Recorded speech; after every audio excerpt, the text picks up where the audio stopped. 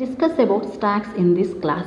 A stack is a list of data element where we can add or remove the data only at one end of the list. That end is called as top of the stack, which will be generally pointed by a special register called as a stack pointer, nothing but SP, whereas the other end is called as bottom element. So here the data element what we are having, they will be stored in the successive memory location. For example, if we are using 32-bit addressing, then the addresses will be 0, 4, 8, 12, right? So it will keep on going. So all the data element what we are having, it will be keep on stored in the successive memory location. This stack works on the principle of last in first out, which means the data what we have put on the stack in the last is the first one to be read out. That's why it will work on the principle of last in first out. So this stack supports two kind of operation. One is push and the other one is pop.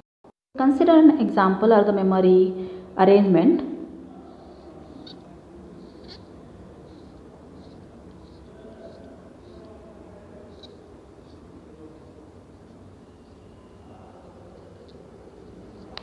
So the SP where it is pointing, it will be called as top of the stack. For example, if I am pointing here, then this is the top of the stack. So just think we have the stack between the addresses 0 and 20. Whenever we are saying push operation, it is like we are writing the data onto the stack.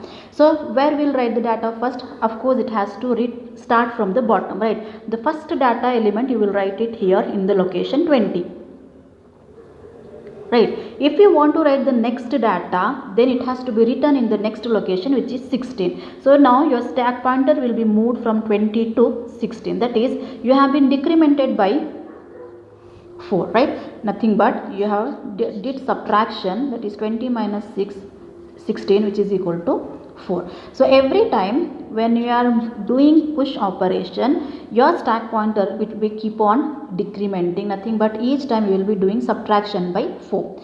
That is why whenever we are doing push operation, what we will do, we will say subtract 4 from SP and then move the content onto the location which is pointed by SP. So just now I have shown why it has to be subtract 4, because every time we will be moving to the location which is less than to the present. That is why every time we will be subtracting 4 with the address location which is pointed by SP.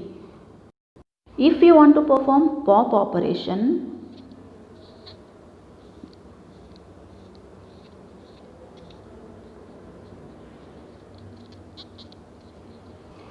the pop operation is one, it is like first you will read out the data, right? So for example, if your data is present here, so the different data has been stored like this, D1 to D6 I'll say. So first you just read out the data which is present in the location 0.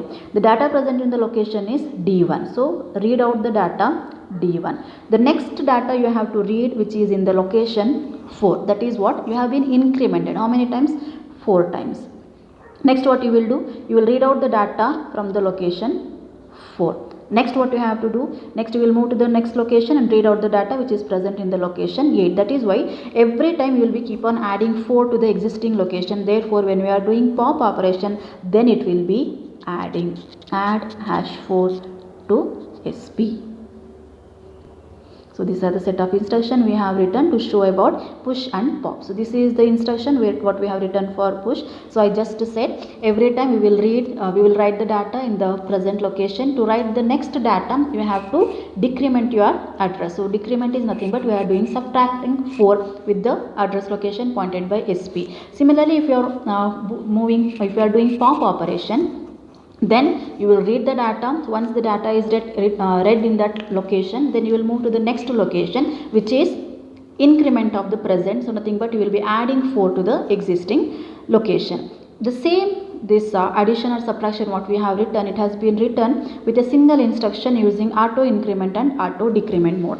So if this is single instruction is saying what you are doing, you are moving the content from the list into the location which is automatically decremented. So decremented by 1 is nothing but 4. If you are writing with pop, then it can be like move, which is auto increment. So here auto increment or auto decrement what we are using, it is to say about the next location. So if it is decrement, then it has to be subtraction. If it is increment, then it is like addition of 4. The example what we have taken where we are showing the push and pop operation. So when you take out this push, you can see here we have a variable with the name new item where the data is present. So initially the stack pointer was pointing at minus 28, right? You can see here the SP is pointing at minus 28. If you want to write the data, then it has to above this minus 28. So now you can see here SP was pointing to minus 28. Now you are writing the data which is present in the variable new item, that is the data is 19. So if you are here before, if you want to go to the next location, then it has to be subtracting 4, right? So if it is 8, then the upper location will be 4. Therefore we have to go for subtracting 4.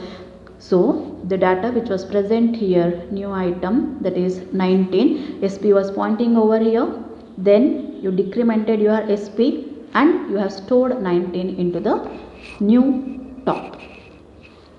If you are performing pop operation, first the SP was pointing over here minus 28. What you will do, first you will read out minus 28, right? You will read out minus 28. You will store in some location. That location we have taken it as item. Once the 28 is read, we will move to the next location. So if it is 0, the next location is 4.